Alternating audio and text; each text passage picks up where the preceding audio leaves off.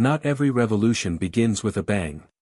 Some begin with silence, with signatures, with the slow shuffle of papers across centuries. Tonight, on History Before Sleep, we trace the journey of France, not through battles and glory, but through laws, reforms, and quiet bureaucracy. So settle in, close your eyes, and let history whisper you to sleep. In the late 18th century, France was a country of contrasts. The sun still rose over quiet villages and wide fields, over rivers that moved at their own pace, and towns that had seen more seasons than revolutions. On the surface, everything seemed as it always had. The king still reigned. The church still preached. The noble families still held land, and the peasants still worked it. But beneath that calm exterior, something was shifting. Not abruptly. Not even obviously. But slowly, and steadily. It began with numbers. Numbers that didn't quite add up. The cost of wars, especially the one across the Atlantic, where France had supported the American colonies in their own revolution, had left the French treasury emptier than anyone cared to admit. There were debts, mountains of them, and little consensus on how to fix them. Those in power thought perhaps the people should pay more. The people thought perhaps the nobility should pay something. The nobility, naturally, disagreed. And so the problem lingered. Quietly. In meeting rooms, in palaces, in villages, and in pamphlets. The cost of living rose. Bread became more expensive, then scarce. And still, life went on, because it had to. Children were born. Harvests were gathered. People married. People died. Even in the shadow of rising unrest, life found a way to be ordinary. But change was coming, and it didn't arrive in the form of a battle or a speech, but in the form of paperwork. Or rather, the lack of it. France's systems were inconsistent, laws varied from one province to another, courts followed different rules, and taxes were applied with such variety that it was difficult to say what was fair, and what was simply tradition. For a country that prided itself on culture and refinement, its government structure was strangely vague. It was not just the economy that was fragile, but the very idea of structure itself. The monarchy had been in place for centuries. It was unquestioned, though not always loved. The king at the time, Louis XVI, was not especially cruel, nor especially wise. He was a quiet man, better suited to locksmithing than leading, and while he meant no harm, he also caused very little progress. He hesitated. He delayed. He hoped problems would resolve themselves. But they didn't. Instead, they multiplied. Political thinkers, influenced by ideas from the Enlightenment, began to question everything. What was sovereignty? What was justice? Why should a small number of nobles have so much while so many had so little? The questions were written in books, whispered in salons, and argued over in coffee houses. But still, daily life continued. Most people weren't reading Rousseau or debating Montesquieu. Most were working, quietly, patiently. They weren't asking for a revolution. They were asking for bread. The Estates General, a sort of national meeting of the three social classes, clergy, nobility, and commoners, had not been called in over 170 years. But in 1789, as pressure grew and solutions failed to emerge, it was summoned again. Not with drums or parades, but with dusty documents and cautious invitations. It was, in theory, an effort to solve the financial crisis. In practice, it opened the door to something much larger. And much slower. When the Estates General gathered, things didn't go according to plan. The Third Estate, representing the commoners, was large, energetic, and unwilling to be sidelined. They wanted real influence. Real votes. Real change. When they were denied these things, they broke away and declared themselves the National Assembly. Not with violence. Not with guns. But with words. Carefully written. Slowly spoken. Signed. And then sent. This marked the beginning of what we now call the French Revolution. But in truth, revolutions don't begin on a specific day. They begin with feelings. With hunger. With confusion. With delay. And then, with momentum. The National Assembly met on tennis courts because they were locked out of official chambers. They swore an oath to keep meeting until a new constitution was written. This may sound dramatic, but it was actually, rather administrative. They wanted structure. They wanted rules. They wanted clarity. It was, in a way, an early step toward the France that would one day be known more for its forms than its fury. As weeks passed, the unrest grew. In July, a fortress known as the Bastille was stormed, not because of its military value, but because it symbolized royal authority. The event was loud, yes, but what followed was a slow and painful unraveling. The monarchy struggled to respond. The nobility grew nervous. The streets filled with rumors. And the government, such as it was, found itself paralyzed. Laws were proposed. Some were passed. Others were argued over for months.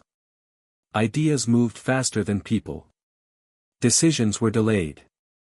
And all the while, the people waited, some with hope, others with fear.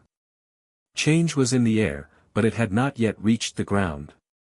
The revolution continued not with a single act, but with a series of reorganizations. Old provinces were renamed. New departments were created. Titles were removed. Symbols were replaced. The calendar itself was redesigned, removing Sundays and saints and replacing them with decimals and agricultural metaphors. It was an age of clarity, that often created more confusion. The monarchy was abolished. A republic was declared. But even that didn't settle things.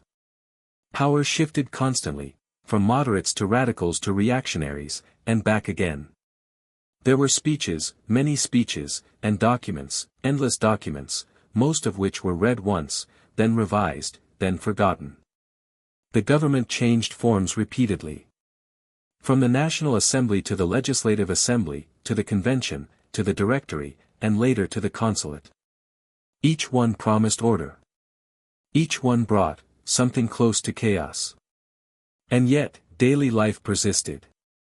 Shops opened. Children learned to read. Letters were sent. People still worried about weather, and crops, and illness. Even amid revolution, most people were not revolutionaries. They were simply trying to understand what was happening. And to avoid being noticed. Then came Napoleon. He was ambitious, organized, and surprisingly popular. He offered order. Not democracy. Not equality. But order. And the country, tired and uncertain, accepted that offer. He became first consul, then consul for life, and then emperor. Not with votes, but with procedures. There were referendums. They were counted. The results were decisive. Though not necessarily accurate. Napoleon brought structure. He created the Napoleonic Code, a clear, logical set of laws. He reformed education, centralized administration, and expanded French influence across Europe. But even order has its limits. Wars drained resources. Empires create enemies. And eventually, Napoleon fell. He was exiled. Then he returned. Then exiled again. This time, permanently. By 1815, France had changed, though not in the ways one might expect. The monarchy would return. Then disappear. Then return again. And over time, the people began to accept something: France would not settle quickly. But it would settle eventually. And so, as the 19th century began, France was no longer the old kingdom it had once been. It was a country in motion. Not fast. Not efficient. But steady. Layer by layer, administration grew. Laws were written. Then rewritten. Departments were created. then reorganized. And little by little, the idea of modern France began to take form. But that form was not forged in fire. It was shaped by paperwork. After centuries of monarchy, crowned with tradition and divine right, France stepped into the closing years of the 18th century with more questions than answers. The throne stood, yes, but its legs were wobbling.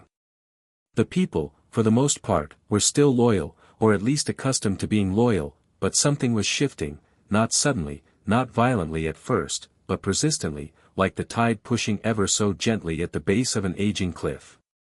The revolution that began in 1789 did not erupt overnight. It crept in, with committee meetings, with discussions, with letters and pamphlets. It began with the Estates General, a gathering that had not convened in over 170 years. That number alone should have been a clue. Systems long and used rarely start up cleanly. And indeed, the Estates General was not a well-oiled machine. It was, rather, a long and ceremonial pause before something much more uncertain. The first estate represented the clergy. The second, the nobility. The third estate, however, represented the common people, and it was by far the largest. But representation did not mean power. When votes were tallied, each estate counted as one. One for the clergy, one for the nobles, and one for everyone else. It was not a system designed for change.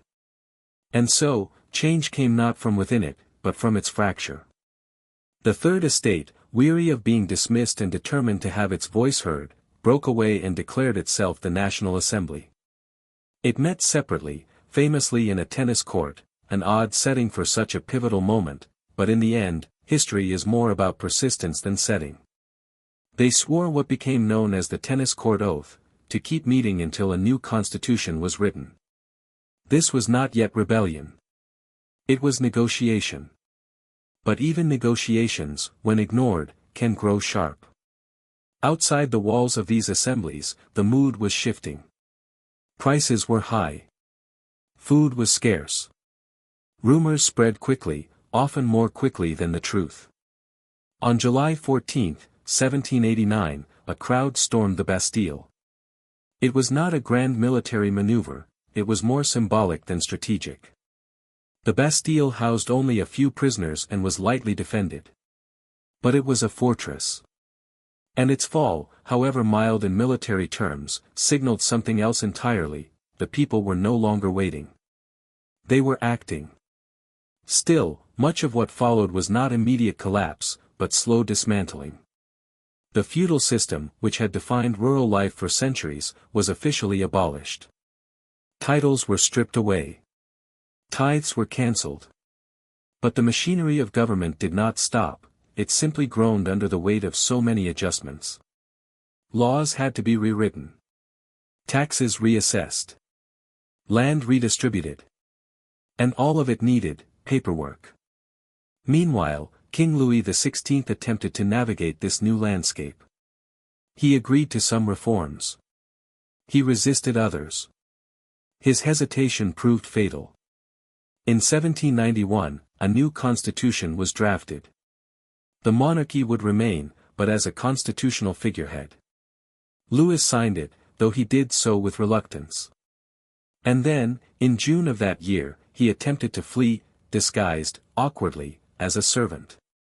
He was caught. Not violently, but inconveniently. He was recognized, brought back, and placed under watch. It was a moment that quietly removed the last thread of trust. In 1792, the monarchy was abolished. France became a republic. But unity did not follow. The revolution, like many things, began with one purpose and splintered into several. The National Convention, which replaced the National Assembly, was divided into factions. The Girondins favored a more moderate, decentralized approach. The Jacobins, under leaders like Robespierre, favored a more radical, centralized authority. Their debates were long. Their resolutions were frequent. Their executions, even more so. The Reign of Terror began in 1793. It was named after its effect, but its method was procedural. Suspected enemies of the revolution were tried. Some were guilty. Many were not. The trials were brief. The guillotine efficient. It became, for a time, the state's most visible form of administration. Even this, however, could not last. The revolution devoured its leaders, as revolutions often do. Robespierre himself was executed in 1794. The terror ended not with an explosion, but with exhaustion. The people were weary. The streets were quiet. The revolution had removed the king, but not installed clarity. After the fall of Robespierre, a new government emerged, the Directory. 5 directors shared power. In theory, this was balance. In practice, it was confusion. Policies shifted. Alliances turned. Elections were held, sometimes respected, sometimes annulled. Economic troubles continued. There was inflation, corruption, and the steady hum of dissatisfaction. The people wanted order. The Directory offered variety. Into this gap stepped a young general named Napoleon Bonaparte. He had built a reputation through military campaigns, particularly in Italy and Egypt. He was ambitious. He was methodical.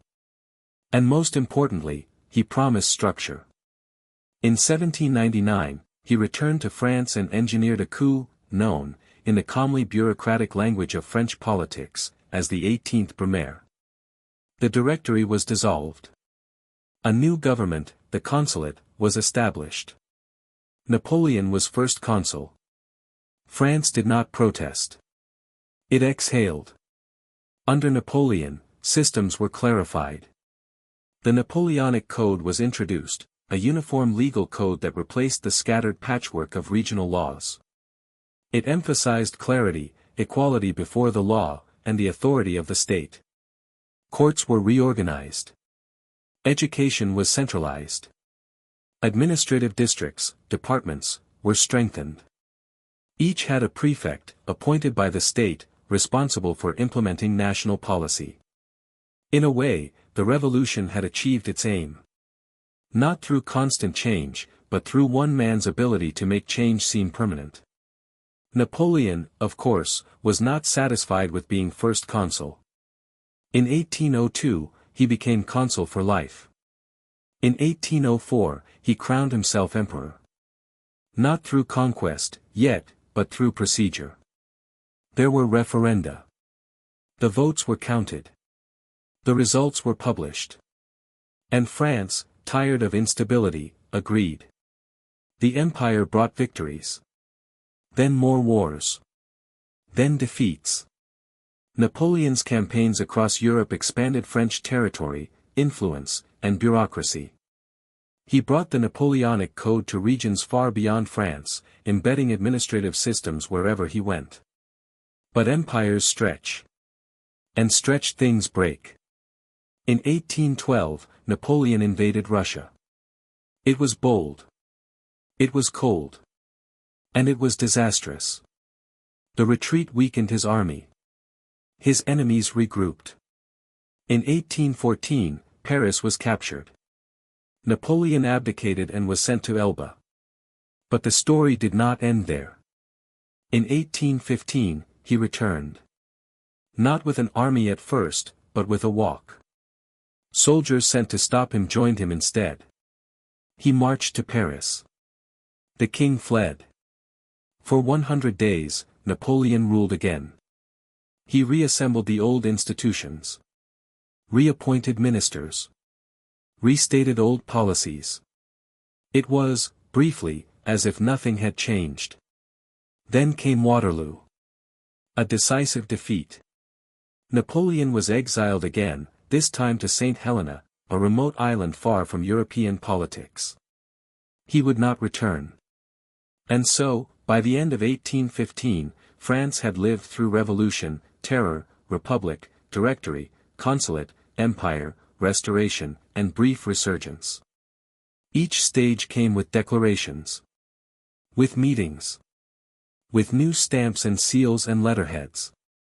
The governments changed, but the paperwork remained. When Louis XVIII, brother of the executed king, took the throne, he did not restore the old regime entirely. He accepted a constitutional monarchy. The Napoleonic Code remained. The departments remained.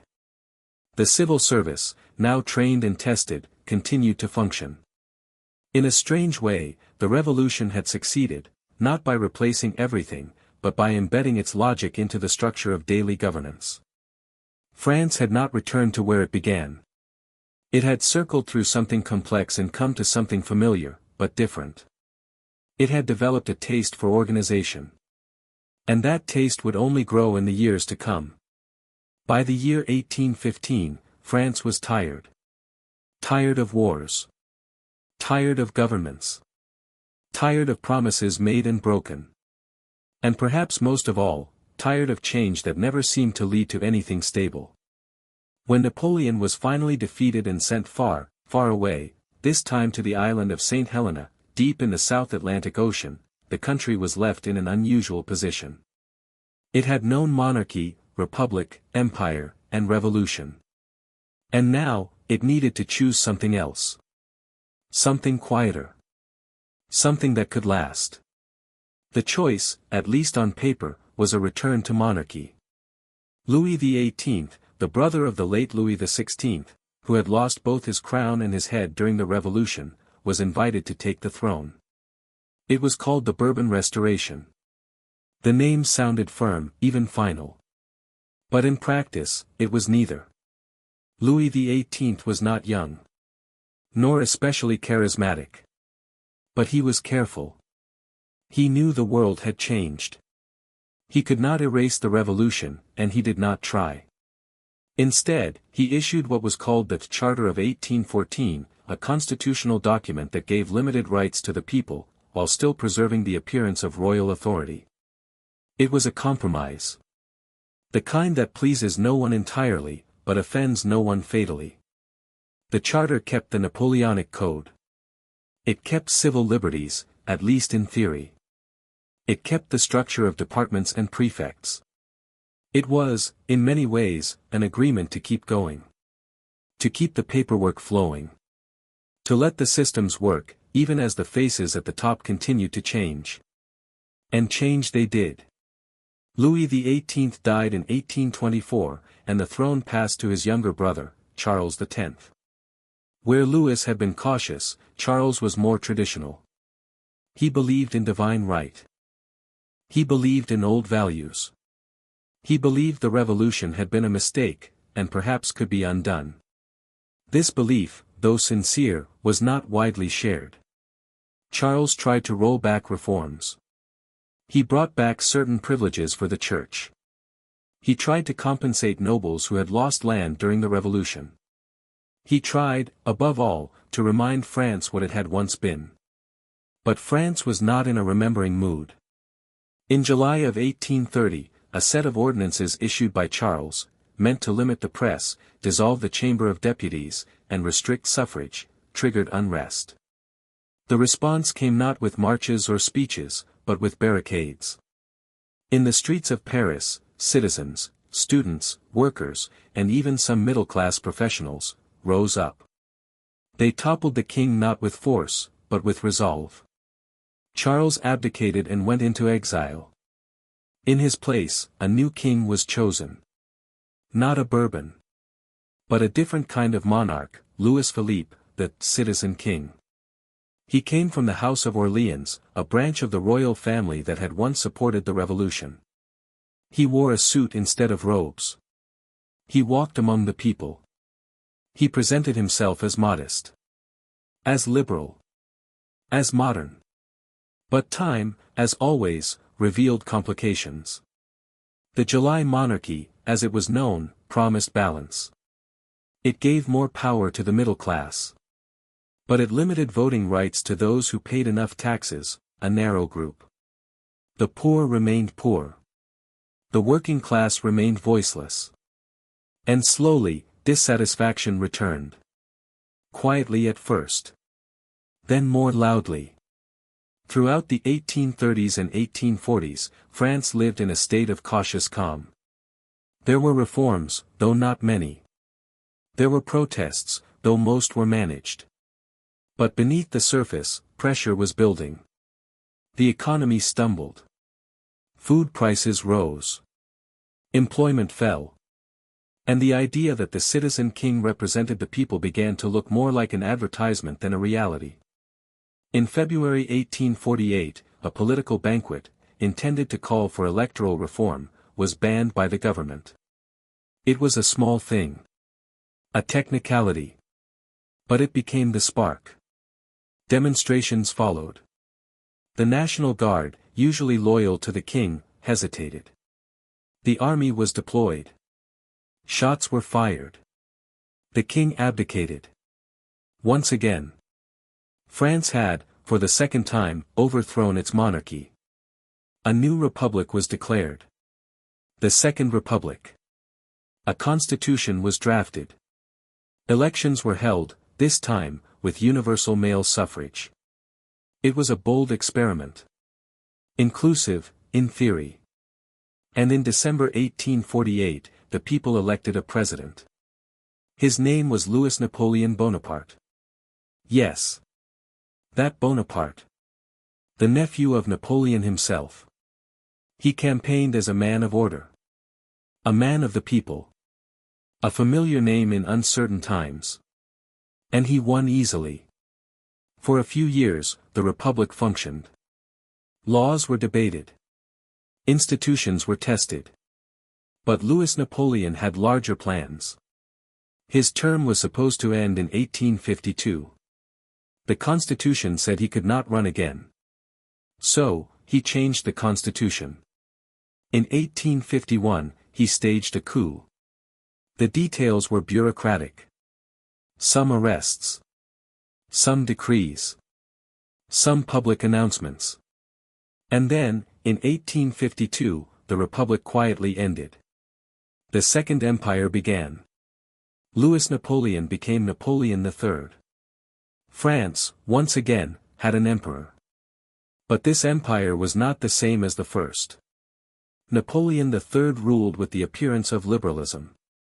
He maintained a legislative body. He permitted the press, though with limits. He encouraged industry, rebuilt Paris, expanded railways, and invested in foreign colonies. The country modernized. Infrastructure improved. Banks expanded.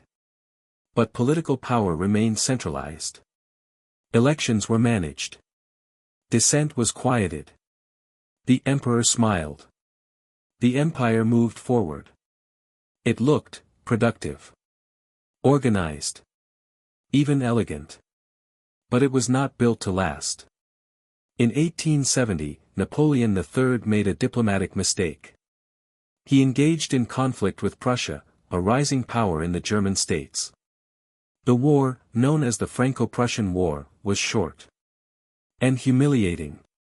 The French army suffered a series of defeats. At Sedan, the emperor himself was captured. Paris was surrounded.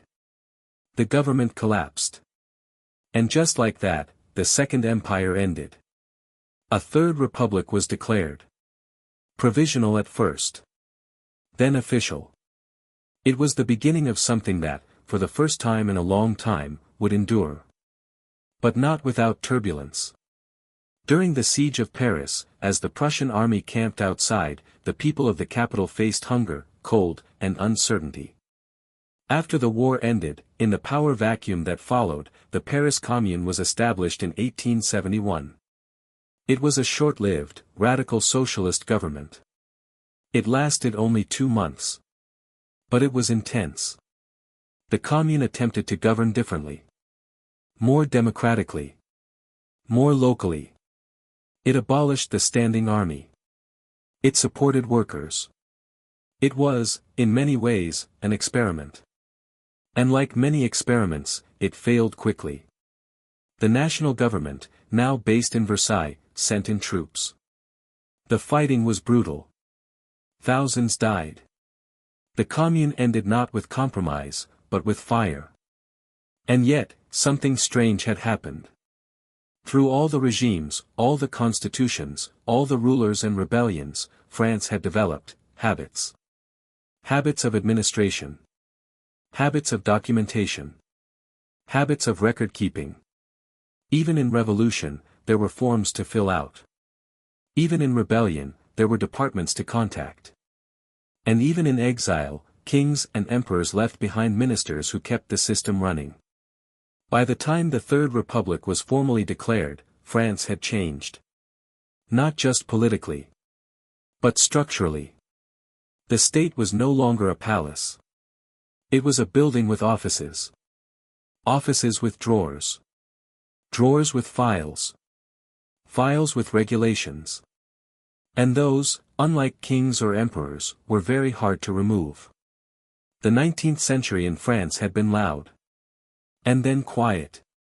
And then loud again. It had changed leaders. Changed flags. Changed calendars, even. But it had also, slowly and without ceremony, built something stable beneath the surface. Something that could survive monarchs and mobs. A civil service. A bureaucracy.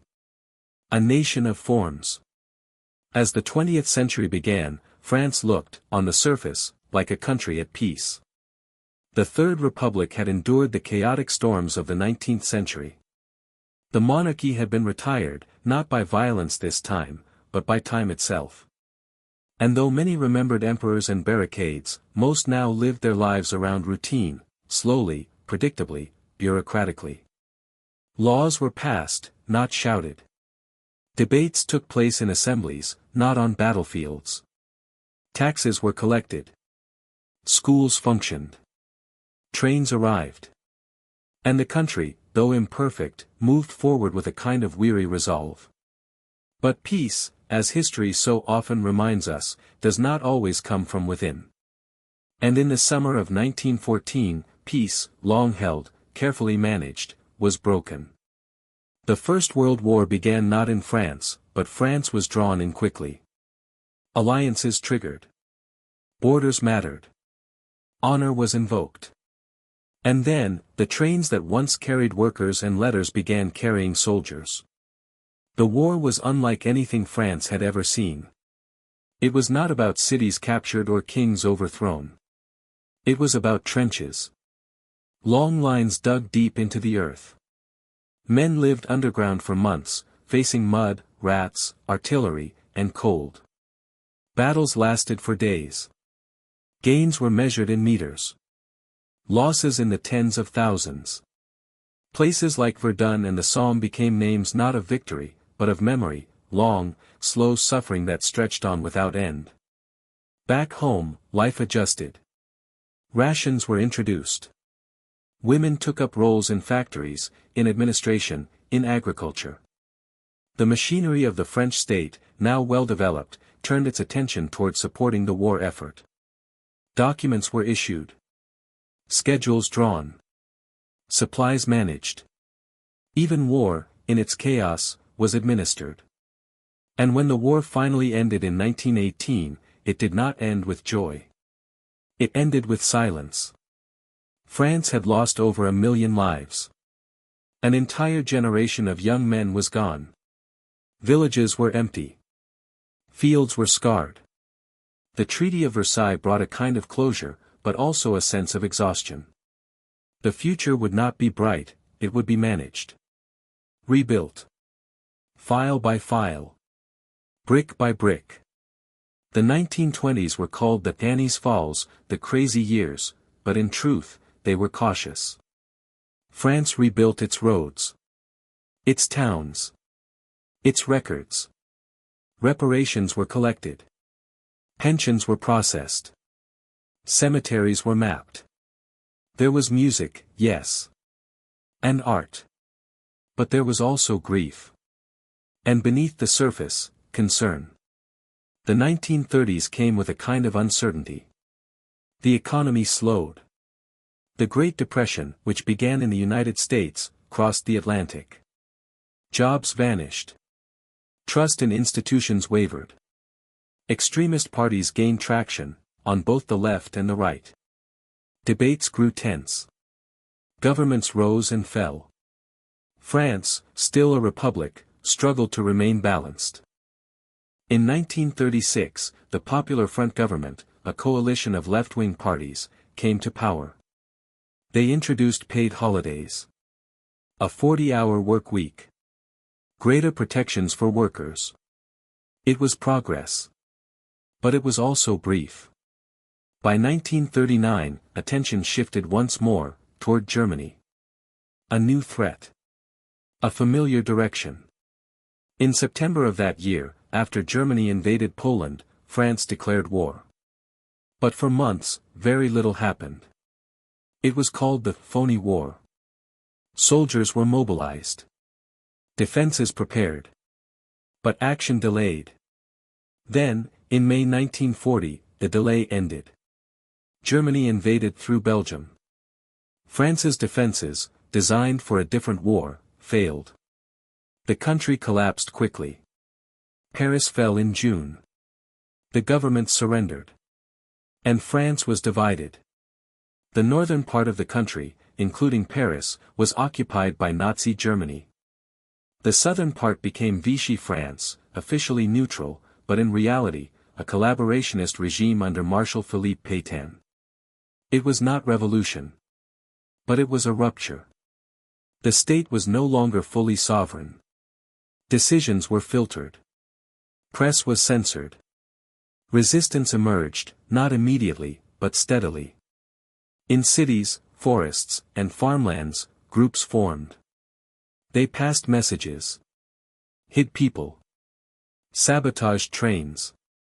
Risked everything. And far from home, a French general, Charles de Gaulle, refused to accept defeat. From London, he broadcast messages. Encouraged resistance. Promised a different France.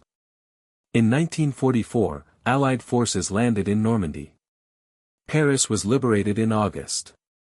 The war ended in 1945. And France, once again, was free. But not the same. The Fourth Republic was created. A new constitution was written. Elections held. But it was, from the beginning, an unstable construct. The government was parliamentary, but fragmented. Coalitions formed, collapsed, and reformed. Still, amidst the political juggling, the machinery of state continued to hum. Ministries functioned. Schools taught. Taxes were filed. Infrastructure was repaired. And people, once again, moved forward. The late 1940s and 1950s were years of rebuilding, and redefining. France had lost its colonies during the war. Or had begun to. And in the years that followed, decolonization became a central issue. In Indochina, war broke out. France fought. Lost. Left. In Algeria, a different war began. Not clearly declared. Not cleanly ended. It stretched from 1954 to 1962. It was brutal. Divisive. It pulled at the identity of the nation itself. Could France be a republic, and an empire? Could it preach liberty, and practice colonial rule? The questions were asked not loudly, but constantly. By 1958, the Fourth Republic had lost credibility. Governments changed too often. Decisions were delayed. The Algerian crisis deepened. The people turned, again, to Charles de Gaulle. He returned, not as a general, but as a founder. He proposed a new republic. A fifth one. With stronger executive powers. Greater stability. And after a referendum, it was approved. The Fifth Republic began. It was, and remains, the current structure of the French state. Under de Gaulle, France withdrew from Algeria. The war ended. The colonies, one by one, became independent. France turned inward. Then, outward again, toward Europe. In the 1960s, France pursued industrial modernization. High-speed trains were imagined. Nuclear energy developed. The state took a central role. It planned. Coordinated. Reorganized. In 1968, the illusion of stability cracked again. Students protested. Workers joined. The May '68 movement paralyzed the country. It was not a revolution. But it felt like one. For a few weeks, it seemed as though everything was being questioned. Then, it ended. Gradually. Quietly. De Gaulle resigned the following year. But the Republic remained. In the decades that followed, the 1970s and 1980s, France faced economic challenges. Oil shocks. Inflation. Unemployment. Social tensions rose. But the systems held. Elections were conducted. Presidents changed. From right to left and back again. In 1981, François Mitterrand was elected. The first socialist president of the Fifth Republic.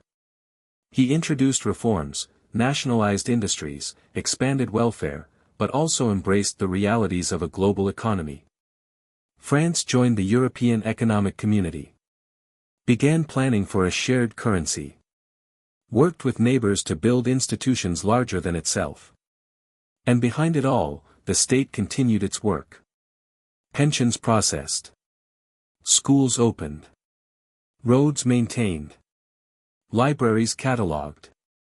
The revolutionaries of the 18th century had dreamed of liberty. The emperors of the 19th had dreamed of glory. The citizens of the 20th century mostly dreamed of getting through the paperwork. Of avoiding the wrong line at the prefecture. Of finding the right stamp. Of mailing the form on time. It was not a dramatic history. Not always. But it was a consistent one. By the end of the 20th century, France was not a perfect country. But it was a functioning one. And that, perhaps, was enough. By the early 1990s, France had traveled a long way, from monarchy to republic, from empire to occupation, and back again. Its borders had shifted, its leaders had changed, and its revolutions had, for the most part, gone quiet. The flag still flew over government buildings, but now they were accompanied by other symbols, the European Union's circle of stars, the logos of administrative agencies, and of course, the omnipresent stack of documents required for almost anything. France, in short, had entered a new era. An era not of fire or battle, but of forms and frameworks. It was no longer a country in flux, it was a country in process. The Cold War ended in 1991. France, a nuclear power, watched this global shift with interest and perhaps a bit of relief. The ideological lines of the 20th century faded. In their place came a different set of questions: how to manage the economy, how to integrate with Europe, how to remain French in a world increasingly shaped by globalization. Domestically, things were mostly quiet, by French standards. There were still strikes, of course. Still protests. Still moments of tension between the state and the people. But none of these shook the foundations. The Fifth Republic, created in 1958, held firm. The government was centralized, as it had always been. The president remained powerful, though term limits and political shifts would gradually soften that influence. The bureaucracy, France's great invisible engine, hummed steadily. Public servants filed reports. Schools administered exams. Hospitals catalogued patients. Post offices sorted mail.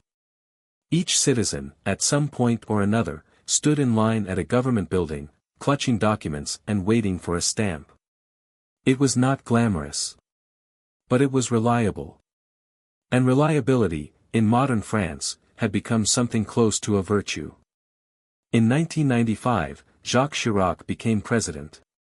He inherited a country that was weary of reform, yet always demanding it. Chirac promised change, he spoke of healing the social fracture. But change, as always, moved slowly.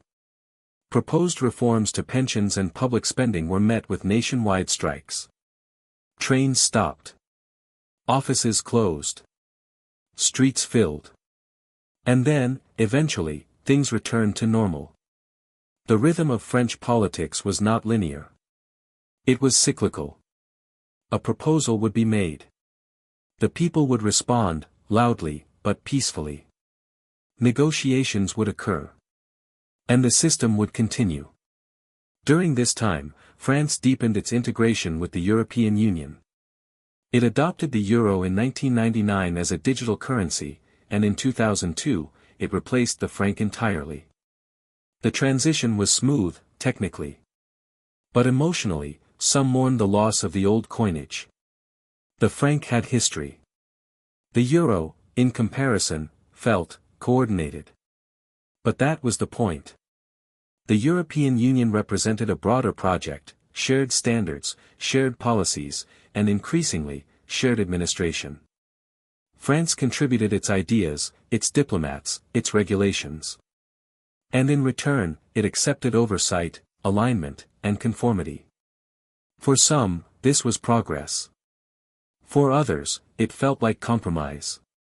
But for most, it simply became part of life. Across the country, systems expanded. The health service, already comprehensive, became more digitized. Universities modernized. Public transport improved. Tolls were automated. ID cards became biometric. Taxes were filed online. And yet, for all this modernization, the essential experience of living in France remained deeply human, and deeply bureaucratic.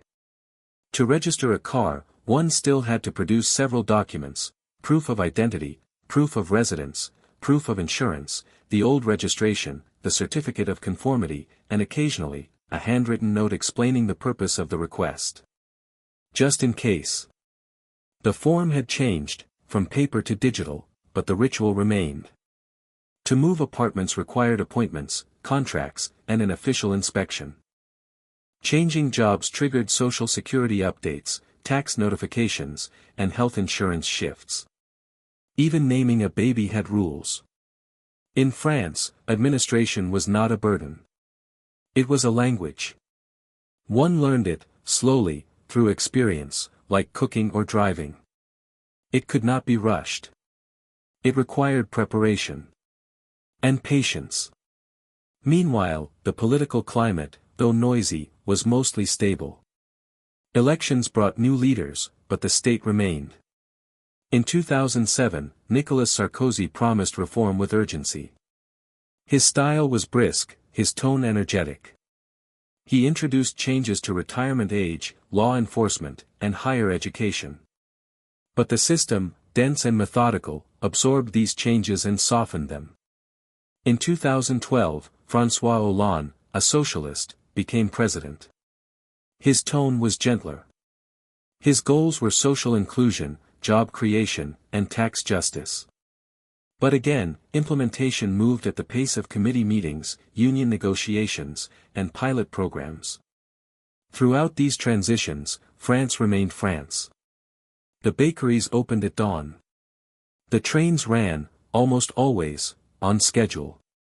Children learned about the revolution, the republic, and the importance of liberty, equality, and fraternity. At lunchtime, cafes filled. At dinner time, the news aired. The protests never stopped entirely. But neither did the paperwork. In 2015, a series of terrorist attacks in Paris shocked the nation. The city mourned. The government responded with security measures, intelligence reforms, and increased surveillance. For a moment, the noise of administration was drowned out by grief and silence. But in time, the forms returned. The reports resumed. Even mourning, in France, found its place in the official record. In 2017, Emmanuel Macron became president. Young, energetic, and positioned as neither left nor right, Macron promised efficiency. Digital transformation. Startup culture. Europe reimagined. He faced opposition, as all presidents do. The Yellow Vest movement began in 2018, not with a manifesto, but with a frustration, over fuel prices, inequality, and the sense of being unheard. Protests spread across cities and towns. But even as roads were blocked and roundabouts occupied, the offices remained open. The tax forms were still due. The transport schedules, revised. Life, as always, moved forward. Then came 2020. The COVID-19 pandemic changed everything. And nothing.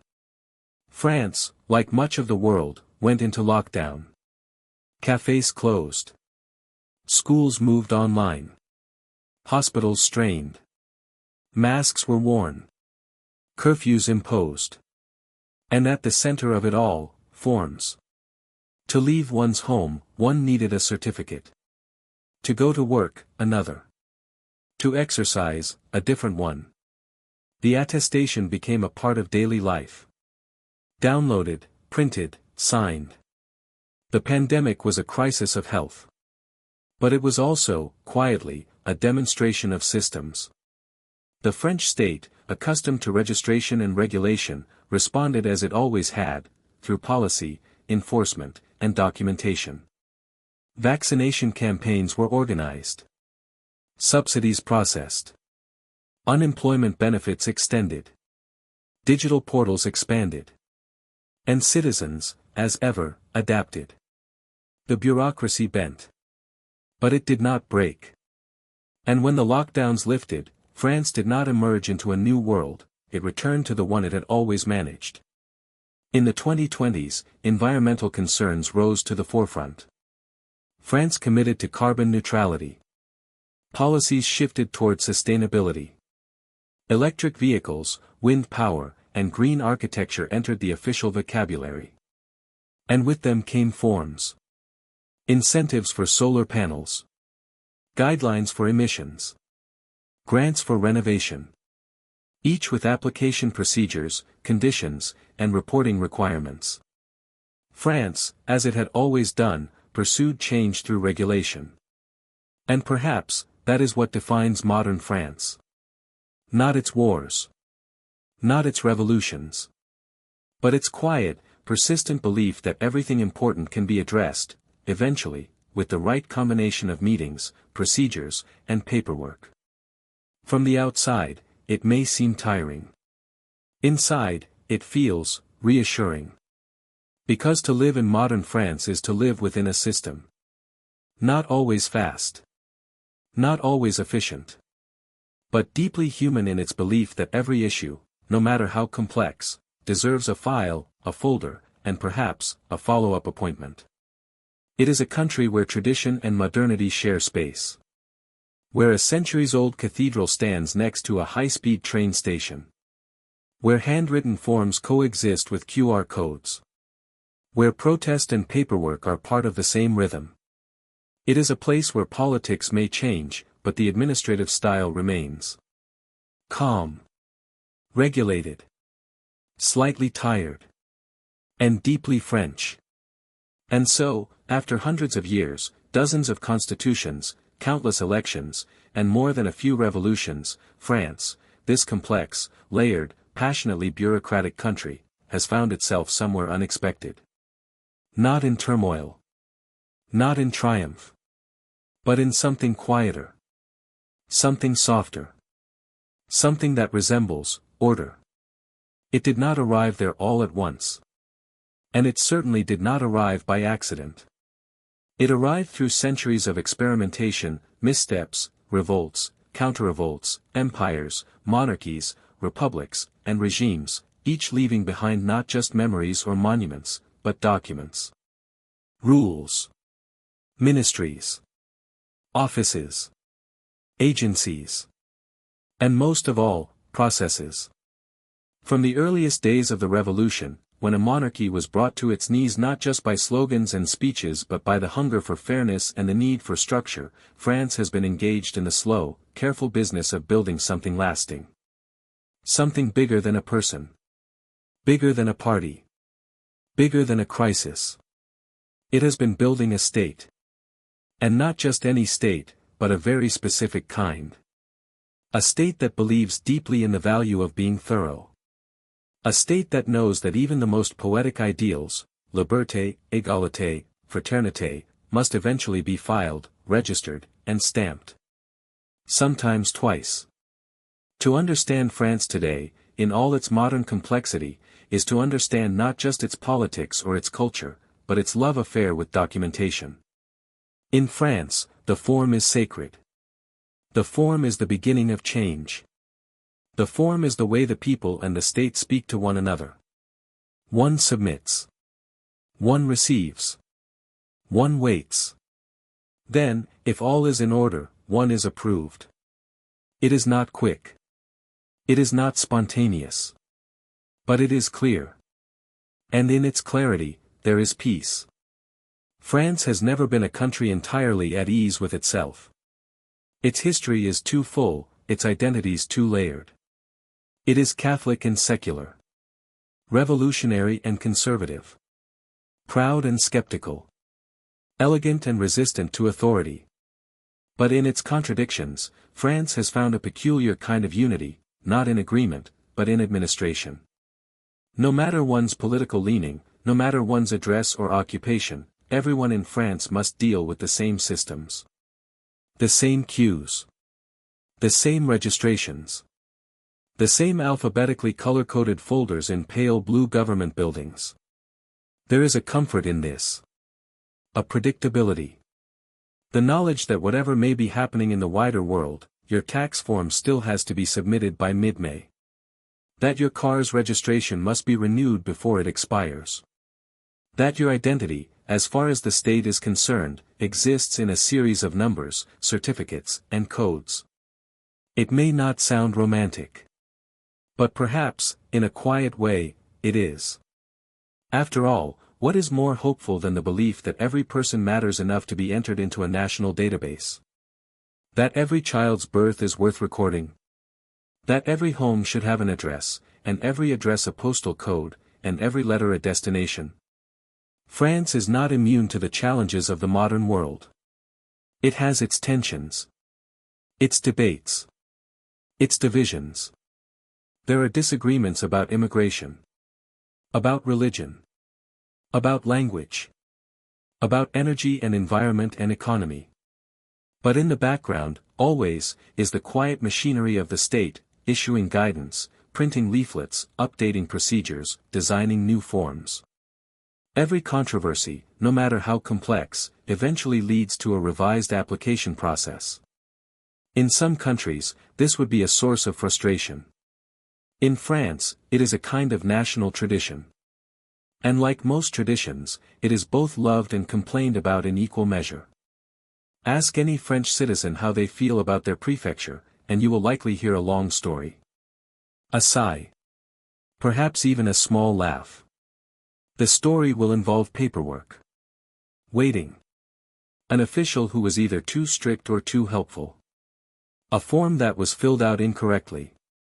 A form that was not required until suddenly it was. A signature that had to be redone because it touched the edge of the box. And yet, the story will end, more often than not, with resolution. Because in France, things do eventually get done. Slowly. With effort. With deliberation. With appointments scheduled months in advance. But they get done. This is the legacy not of any single revolution, but of all of them combined. The idea that freedom is not simply the absence of tyranny, but the presence of procedure. That justice is not just a value, but a workflow. That progress is not always loud, it can be quiet. Administrative. Filed in triplicate.